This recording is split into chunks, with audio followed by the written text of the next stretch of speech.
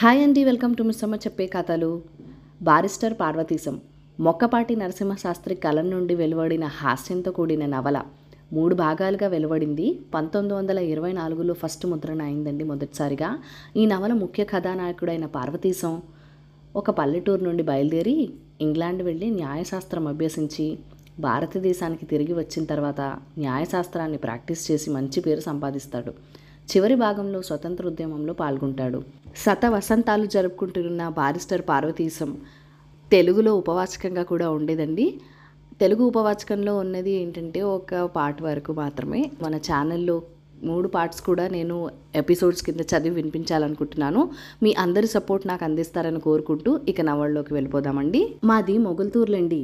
మొగుల్తూరు అంటే ఏమనుకుంటున్నారో, చరిత్రలో చాలా ప్రసిద్ధికెక్కిన మహానగరం. అక్కడ కోటబుర్జులు, విశాలమైన గోడలు చూస్తేనే అది ఎంత పెద్ద పట్టణమో, ఎంత ప్రసిద్ధమైనదో, ఎన్ని యుద్ధాలు చూసిందో, ఎన్ని శత్రు సైన్యాల్ని సంహరించిందో తెలుసుకుని రాసిన వారు ఎవరూ లేడు. కానీ నిజంగా మంచి చరిత్రకారులు ఎవరన్నా ఇక్కడ కూర్చొని చరిత్ర రాసి ఉంటే ఎన్ని రహస్యాలు బయటపడేవో, మాటుపడిన చరిత్ర రహస్యాలు ఎన్ని వెలుగులోకి వచ్చేవో. ఇవన్నీ సరిగ్గా అవగాహన చేసుకుని వ్రాసి ఉంటే మన ఆంధ్రుల చరిత్ర, మొగల్తూరు రాజుల పరాక్రమం, వారి రాజ్యాంగ పద్ధతులు, వారు చేసిన దాన ధర్మాలు ఎన్నెన్ని బయటపడేవో. మా నరసాపురం తాలూకంతా ఎంతో సంతోషించుండేది. నేటికి మా రాజులు అంతర్వేదికి వెళ్ళి రథోత్సవం నాడు రథం లాగటానికి ఆ గొలుసుల మీద చెయ్యి వేస్తే గానీ ఎన్ని వేల మంది ప్రయత్నం చేసినా ఆ రథం కదలదు తెలిసినా. అలాంటి మహత్తు ఈనాటికి వారి చేతుల్లో ఉంది అంటే ఆనాడు వారంతటి వారు ఊహించుకోవచ్చు. ఈ ఊళ్ళో జన్మించడం నాకు చాలా గర్వకారణం. మా ఇంటి పేరు వేమూరవారు. వేమూరివారు కూడా మొగల్తూరు పాలకుల్లో పుట్టినవారే. ఆ ఆస్థానంలో పేరున్న విద్యాత్ కుటుంబం మాది. ఆ రాజ్యాన్ని తీర్చిదిద్దడంలో, ప్రభువులందరినీ మంచి మార్గాన నడిపించడంలో, వారి చేత దాన ధర్మాలు చేయించడంలో, బీద సాధనలు కనిపెట్టడంలో మా వాళ్ళు చాలా సాయపడ్డారు. ఇప్పటికీ వారి మీద మాకు, మా మీద వారికి ఎంతో గౌరవము, అభిమానము, ఆదరము. వారికి ఏ విషయంలోనూ, శాస్త్రంలోనూ కానివ్వండి, లౌక్యంలో కానివ్వండి, ఏ సందేహం వచ్చినా తిన్నగా గుర్రం బండి వేసుకుని మా తాతగారి వద్దకు వచ్చి ఎంతో భయభక్తులతో వాళ్ళని సమక్షం ముందు కూర్చొని వారి సందేహాలు విన్నమించుకొని నివృత్తి చేసుకొని సెలవు తీసుకుని వెళ్ళేవారని చాలామంది చెప్పగా విన్నాను. అలాగే మా నాన్నగారిని కూడా గౌరవించేవారు.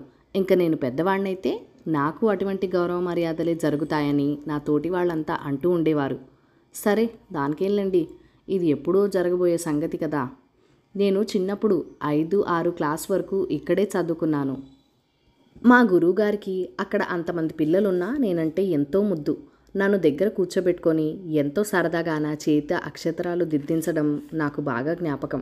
4వ క్లాస్ అయిన తర్వాత నన్ను చదువుకి నరసాపురం పంపించమని మా నాన్న ప్రయత్నం చేస్తుంటే నన్ను విడిచి ఉండలేక అంత దూరం పంపొద్దని, నాకు భోజన సదుపాయం బాగుండదని మా అమ్మ పట్టుబట్టడం చేతనో మరో 2 ఏళ్ళు మొగల్తూరులోనే కాలక్షేపం చేశాను.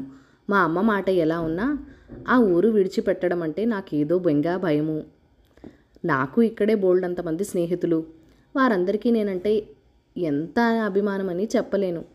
ఏంరా పార్వతీశం, నువ్వు వెళ్ళిపోతే ఎలారా? నిన్ను విడిచి మేము ఉండలేవురా, మేము నీతో వచ్చేస్తాం అనేవారు.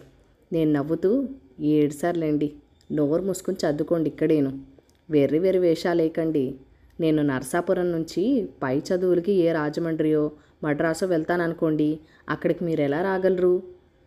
ఎవరు ఎక్కడ ఉండాలో ఆ చోటే ఉండాలి, కానీ అందరూ అన్ని చోట్లకు వెళ్ళగలరేమిటి అంటే, ఎందుకు రాలేమేమిటి అని ఒక మిత్రుడు ప్రశ్నించాడు. నీ మొహం, ఏమాత్రం వస్తావో చూస్తాను. నేను అమాంతం ఆ కాలువలోకి దూకి ఆ పక్క నుంచి ఈ పక్కకి ఈత కొట్టేస్తాను. చేతనైతే నన్ను పట్టుకో చూద్దాం అంటూ కాలువ వైపు పరిగెత్తాను. వద్దురా బాబు, వద్దు, వెళ్ళకరా.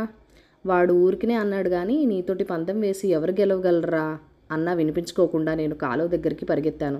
వారందరూ నా వెనకాలే పరిగెత్తుకొచ్చి నేను నీళ్లలో దిగబోతుంటే నన్ను గట్టిగా పట్టుకొని, వద్దురా బాబు, నీకు మాకు పందెం ఏమిటి? నీ సంగతి వేరు, నీ సందర్భం వేరు.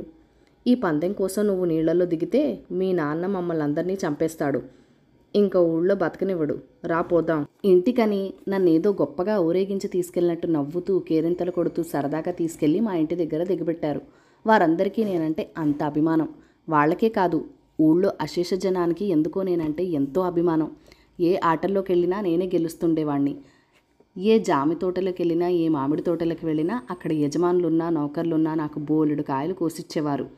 నా తోటి కుర్రవాళ్ళు ఎవరైనా పొరపాటున ఒక కాయ తీసుకోబోతే హడలు కొట్టి పంపేవారు.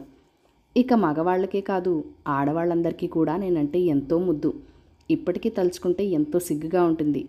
నా పుట్టినరోజు వచ్చిందంటే చుట్టుపక్కలున్న ఆడవాళ్ళందరూ పేరంటానికి వచ్చి వెళ్ళేటప్పుడు అందరూ నన్ను ముద్దు పెట్టుకుని మరీ వెళ్ళేవారు.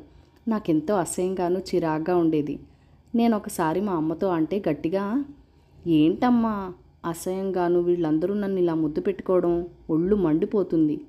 నేనేమన్నా ఆడపిల్ల అనుకున్నారేమిటి? ఇలా అయితే ఇంకా నేను అసలు వచ్చే ఏడు పుట్టను. నువ్వు పుట్టినరోజు చెయ్యొద్దు. నాకెంత చిన్నతనంగా ఉందో తెలుసా? అందులోనూ మరీ ఈ వెధవ వాళ్ళంతా కూడా ముద్దు పెట్టుకుంటున్నారేమిటమ్మా? వాళ్ళు అలా ముద్దు పెట్టుకోవచ్చేటే అమ్మా? వాళ్ళు వెధవ వాళ్ళు కదా, మడిగా ఉండద్దు అన్నాను ఒకసారి. మా అమ్మ వాళ్ళు విరగబడి తెగ నవ్వి మరీ ముద్దులు పెట్టుకున్నారు. నా చిన్నతనంలో అలా ఎంతో సరదాగా అన్నీ జరుగుతుండేవి. ఇంకా ఉంది. ఈ కథ మీకు నచ్చినట్లయితే కనుక లైక్ చేయండి, షేర్ చేయండి, మన ఛానల్ని సబ్స్క్రైబ్ చేసుకొని మీ సపోర్ట్ ఇవ్వండి. మీ అమూల్యమైన ఫీడ్బ్యాక్ అండ్ సలహాలు ఏదైనా ఉంటే నాతో కామెంట్ సెక్షన్లో కూడా షేర్ చేసేయండి. Thank you for watching. Bye bye.